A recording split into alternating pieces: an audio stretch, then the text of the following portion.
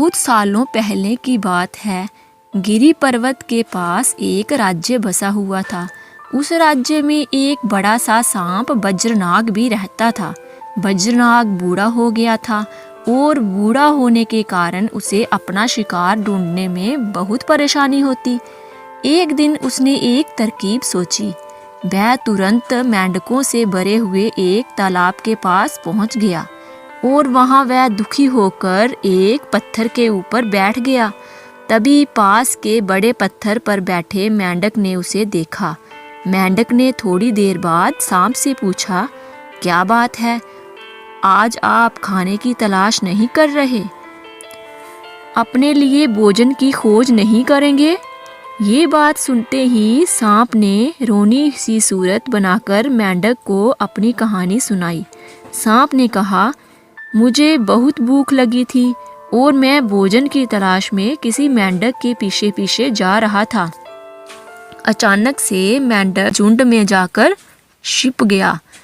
मेंढक को भोजन बनाने के चक्कर में मैंने गलती से ब्राह्मण की बेटी को काट दिया, जिससे उसकी मौत हो गई। इससे नाराज होकर ब्राह्मण ने मुझे श्राप दिया। उन्होंने मुझे श्राप देते हुए कहा कि तुझे अपना पेट भरने के लिए मेंढकों की सवारी बनना पड़ेगा। इसी वजह से मैं इस तालाब के पास आया हूँ। ये बात सुनते ही वह मेंढक तुरंत तालाब के अंदर गया और उसने अपने राजा को सारी बात बताई। राजा कहानी सुनकर हैरान हुआ। पहले तो उसे बिल्कुल भी यकीन नहीं हुआ, लेकिन कुछ देर सोच विचार करने के बाद मेंढकों का राजा जलचर तालाब से निकलकर कूदते हुए सांप के फन पर जाकर बैठ गया। राजा को ऐसा करते देखकर अन्य मेंढक भी उसी की भांति करने लगे। सांप भी बिना विचलित हुए आराम से सबको अपने फन पर कूदने दे रहा था और उन्हें घुमा रहा था। इसके बाद मेंढकों के राजा ने कहा, जितना मजा मुझे सांप की सवारी करके आया, उतना मजा आज तक किसी की सवारी करके नहीं आया। मेंढकों का भरोसा जीतने के बाद अब धीरे धीरे सांप रोज मेंढकों की सवारी बनने लगा। कुछ दिन बाद चतुर सांप ने अपने चलने की गति थोड़ी धीमी कर दी। यह देखकर मेंढकों के राजा जलचर ने पूछा, हे सांप, तुम्हारी चाल अब इतनी धीमी क्यों है?